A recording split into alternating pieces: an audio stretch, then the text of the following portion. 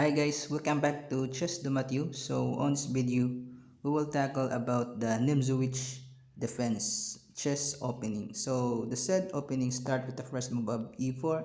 and c6. So the idea of this opening is after the knight, it controls now the d4 in the center and stop any further push for the e5 pawn. And here the main line on this opening is to play the move d4 to control the center with this phalanx pawn, because we shall see on this position that it controls a lot of square on the enemy's camp. And here the black here will counter the center after the move d5, trying to have some exchanges on the center. And for example, whether the black here will capture, there's just queen recapture, or another is to push it on e5. But after this pawn move, it allows now the problematic bishop here to be developed on the f5, in which it puts some aggressive attacks to the enemy's camp. And here after the move knight f3, a developing move, e6, trying to open up some lines for his bishop. And after bishop b5, pinning down the knight up to the a8 square, and with intention to double the c file. And here after knight e7 to stop that idea, castle and a6, trying to force now the white bishop whether he will capture the knight or go for the latter, which is to play the move bishop a4 to preserve his double bishop. But after b5 and b3 and the move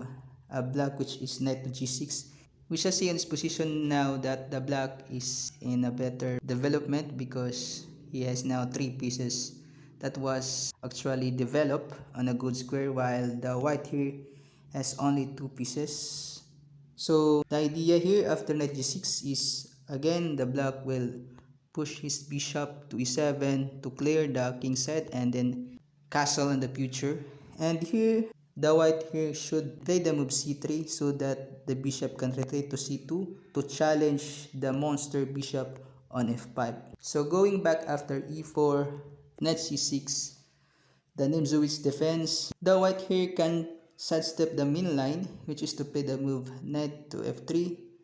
with an intention to push this e4 pawn on e5 so that it gains a space on the enemy's camp. And here the white here will just play the move knight to f6, trying to challenge the a4 pawn because it was undefended. So here with the idea of knight f3, the white here will play the move e5, but after knight to g4 we shall see that there is two attacker on the e5 pawn with only one defender. So here comes now the reinforcement to the defense. But again, there is d6 that puts some three attackers versus two defender, and also opening some lines for his bishop so that soon it can be developed via f5, e6, and try to complete the development on the king side so that the black now can castle. But here the white tries here to stop that idea with the move h3 and after knight h6, and here the white can actually capture that knight on h6 and doubled now the h file. But after the capture on h6 and g takes h6, the g file will be open for the black, in which the black here can have some counter chances on the king side. So here the white will try another idea, which is to play the move bishop to b5, clearing the king side so that the king now can castle. And after a6 and putting some question to this b5 bishop whether he will surrender his dual bishop or just to preserve it via move bishop to a4. But after bishop to a5, this is actually an inaccurate move because it allows here for black to chase the bishop via b5. And after bishop to b3, we shall see that this bishop has a limited scope for an attack, because here the black here can actually capture the e5 and after the move d5 and a counter attack to the knight after e4, because you shall see that if the white here will capture the knight on c6, but here comes now the capture on queen, and after the king move, then there is a recapture on knight to f3, and after g takes f3, then the pawn structure of the white here will be ruined. So here, if the black here will try the move knight to g5, but there is just knight to a5 on this position. The better move here on this position after the move a6 is just to play the move bishop takes c6 to equalize the position in a cost of surrendering his double bishop, because after b takes c6, castle, and g6, intending to play the move bishop to g7 to pressure the center, but the white here can simply place the move knight to c3, a developing move, and after bishop to g7, queen to e2, trying to reinforce some defense, because now the e5 has 3 attackers, so with equal defender, and after the castle and rook to d1, and the white here can prepare sooner or later to play na move b3 and bishop to b2 and knight to e4 to give a strong support to the center with his bishop to b2 move. So here after the move a4, the black here has a counter chances after the move b5, bishop b3, capture, pawn move, and knight to g5 and knight to e5, in which in this position the black now can have the dual bishop against the white, and after the castle, bishop b7, a developing move, and give some pressure to the d5 pawn with 2 attacker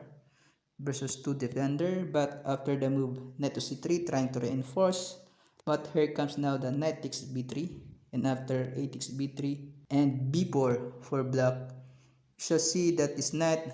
was defending his d5 pawn, but it was now attacked, and the white here cannot afford to lose the knight. So after knight c takes e4,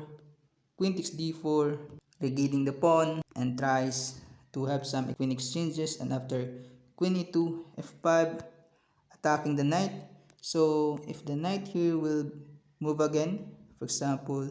to knight to g3, but there is a mate in 1, the white here tries to counter with rook to d1, attacking the queen, and after queen to c6, again maintaining the pressure to mate in 1. So the white here was obliged to surrender his knight to e4 after knight c6, hoping that the black will capture the knight. But if the black will capture this knight on e6, there is just knight to d6 check, and opening some lines against the queen to e6.